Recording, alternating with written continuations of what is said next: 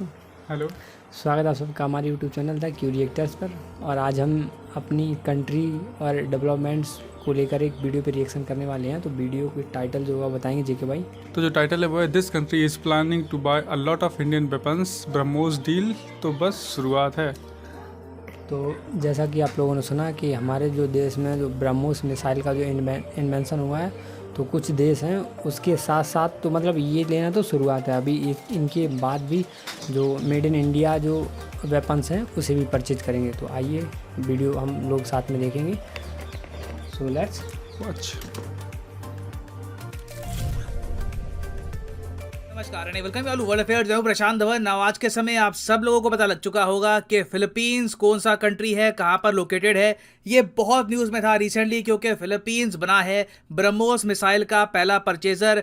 $375 million की deal में ये लोग ब्रह्मोस परचेज करेंगे फ्रॉम इंडिया। हालांकि मैं यहाँ पर ऐड कर दूं कि इस अमाउंट का 49% जाएगा रशिया को, 51% ही मिलेगा इंडिया को। मगर फिलीपींस ने रिसेंटली एक बहुत ही इंपॉर्टेंट स्टेटमेंट दी है। इन्होंने ये कहा है कि ब्रह्मोस सुपरसोनिक मिसाइल की जो परचेज हमने करी है फ्रॉम इंडिया, ये बस शुरुआत है। This is only the beginning of a partnership. तो यहां पर फिलीपींस संकेत ये दे रहा है कि इन द फ्यूचर ये लोग बहुत से और वेपन्स परचेज कर सकते हैं भारत से।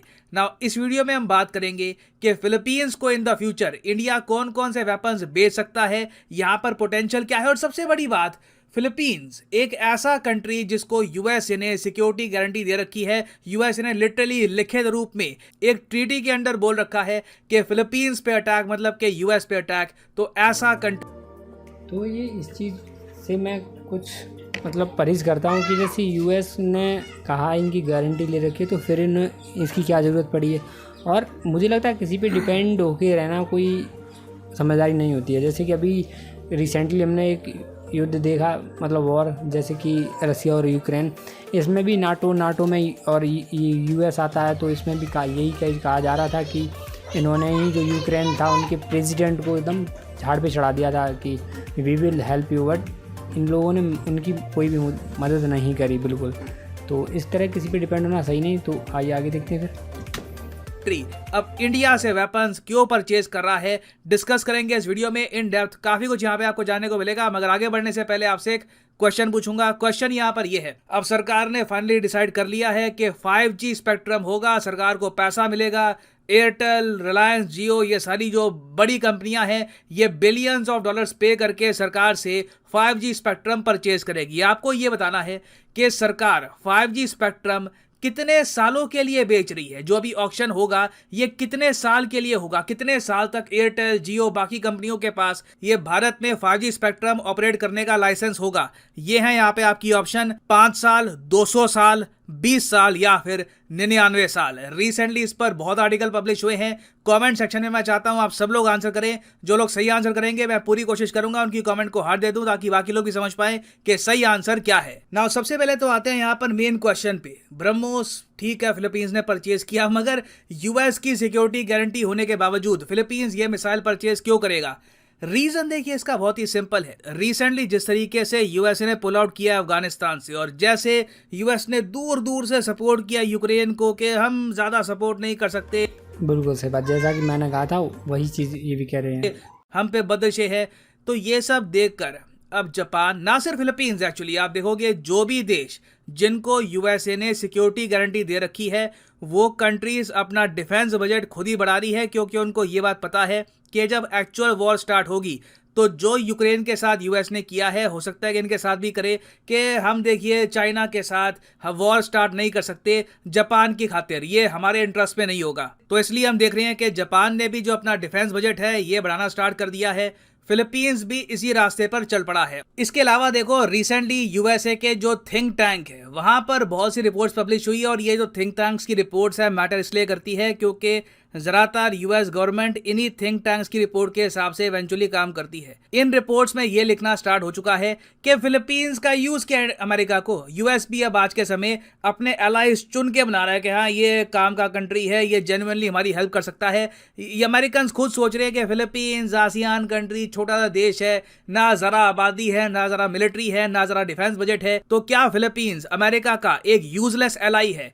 तो जब ऐसी बातें यूएस में डिस्कस होना शुरू हो जाती है, ऑब्वियसली फिलीपींस एक ऐसा देश जिसने बहुत ही लंबे समय से कोई जंग लड़ी नहीं है, कोई वॉर एक्सपीरियंस है नहीं इनके पास, अपने सेल्फ डिफेंस के लिए, चाइना से खुद को बचाने के लिए आत्मनिर्भर बनने की कोशिश करेगा। और हाल ही में फिलीपींस की मिलिट्री ने एक सेल्फ रिलायंट डिफेंस अप्रोच अपनाई है, मतलब कि आत्मनिर्भर फिलीपींस। ऑफ कोर्स जो आत्मनिर्भर भारत है, इट इज़ मोर डायनामिक। वहाँ पे हम economy, military, science and tech, बहुत सारी चीज़ों को हम ऐड कर देते हैं to make India truly self reliant. मगर फिलीपींस का भी के लिए मानना यह है कि यूएसए पे डिपेंडेंसी खत्म करनी होगी। कल को फिलीपींस पे अटैक होता है तो फिलीपींस के नागरिक ही खुद अपनी धरती को बचाने की कोशिश करेंगे। अब अगला क्वेश्चन यहाँ पे आपका यह आएगा, मगर फिलीपींस इंडिया से ही वेपन्स परचेज क्यों कर रहा है? यूएसए है, यूएसए से वेपन्स परचेज कर लो। इजराइल एक बहुत ही बड़ा ऑप्शन है, रशिया पर तो सैंक्शंस का इशू आ जाता है, मगर और भी कई देश है। Why is Philippines giving preference to India?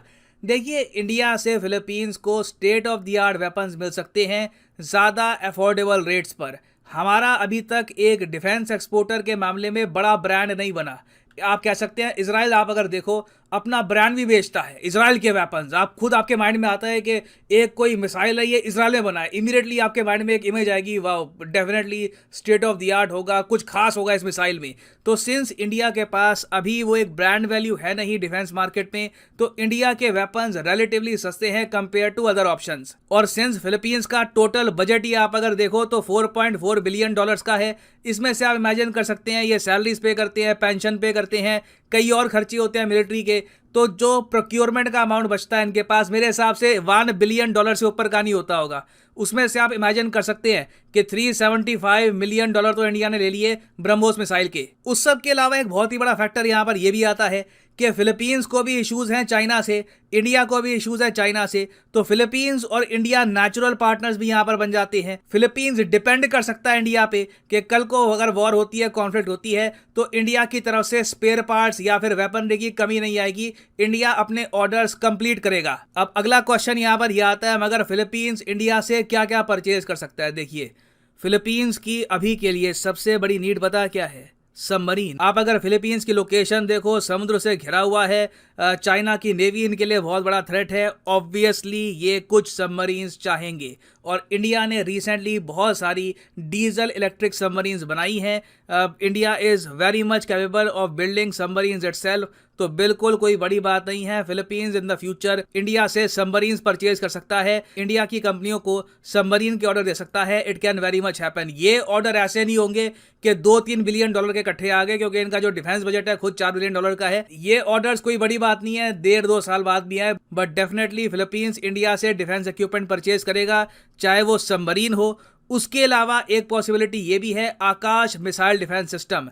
इसकी रेंज मैं आपको बता दूं कि करीब 25 से लेकर 30 किलोमीटर के आसपास है और ये बहुत ही ज़्यादा अफोर्डेबल मिसाइल डिफेंस सिस्टम है। 2 करोड़ रुपए कॉस्ट आती है इसकी पर यूनिट। इंडियन आर्मी इसको बहुत ही लंबे समय से यूज़ कर रही है, तो फिलीपींस भी यहाँ पर मान के चल सकता है कि इट इज़ डिपेंडेबल। और आकाश मिसाइल डिफेंस सिस्टम फिलीपींस के अलावा वियतनाम भी सोच रहा है परचेज करने की।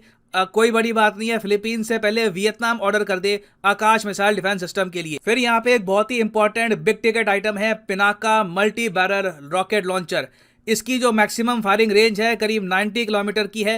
हालांकि मुझे लगता नहीं है ये फिलीपींस को इतना ज़्यादा भी इंपॉर्टेंट होगा इनकी ओवरऑल प्रायोरिटी लिस्ट में, मगर ये भी एक डिफेंस आइटम है जिसमें फिलीपींस इंटरेस्ट शो कर चुका है। हो सकता है कि कुछ सालों बाद ये इसको परचेज भी कर लेना। फाइनली हम आते हैं तेजस पे।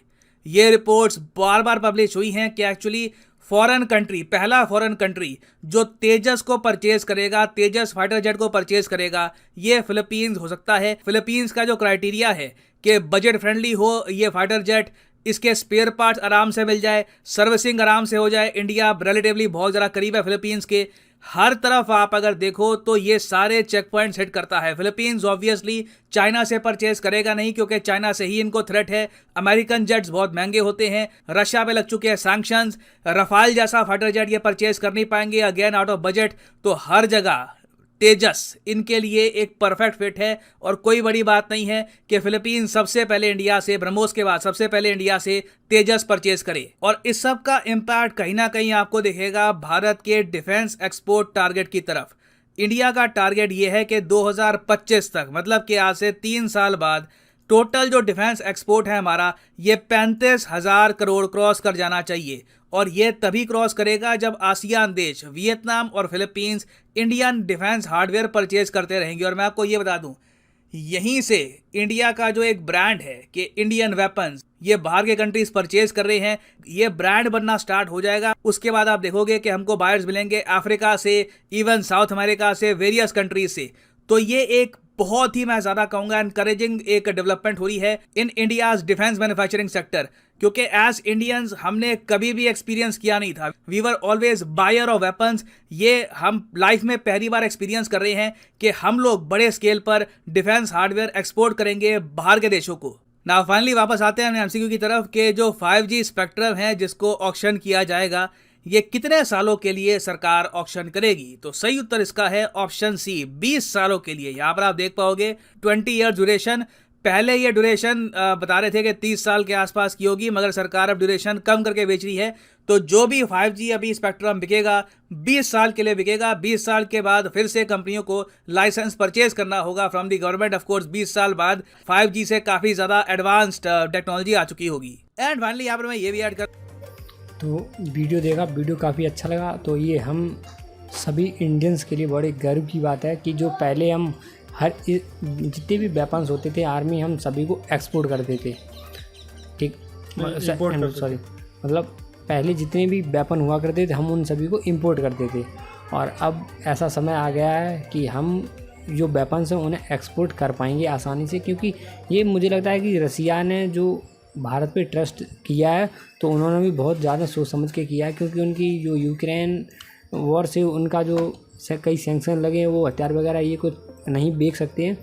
तो अभी होगा क्या है, जैसे भारत अगर किसी कंट्री को ब्रह्मोस हो, तेजस हो, जिसमें मतलब रसिया का थोड़ा सा भी जितना भी उनका हिस्सा है वो उन्हें मिलेगा। जैसे कि अभी वीडियो में बताया कि 50% मतलब नहीं, रसिया को 49 और इंडिया को 51%। ऐसा है, जो ब्रह्मोस मिसाइल का जो निर्माण हुआ है ना, रसिया और इंडिया के सहयोग से हुआ है, तो 49% रसिया को जाएगा। तो बिल्कुल, तो कुछ भी मतलब उन पर सैंक्शन लगने के बाद भी वो उनकी इनकम चलती रहेगी अगर वो भारत के साथ इस तरह के और भी वेपन्स इन्वेंट करती हैं।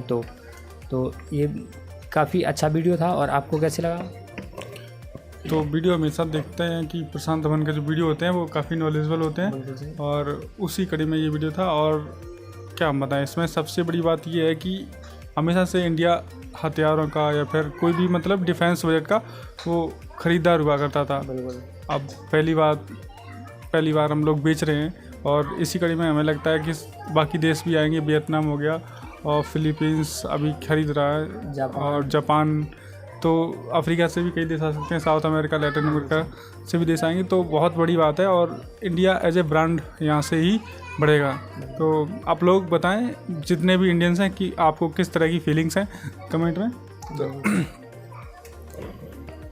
तो इसी तरह के वीडियोस को देखने के लिए आप प्रशांत भाई के चैनल पर भी विज़िट कर सकते हैं, और आप हमारे यूट्यूब चैनल को लाइक कर सकते हैं, शेयर कर सकते हैं और सब्सक्राइब कर सकते हैं। बिल्कुल। मिलते हैं अगले वीडियो में, जब तक के लिए जय हिंद।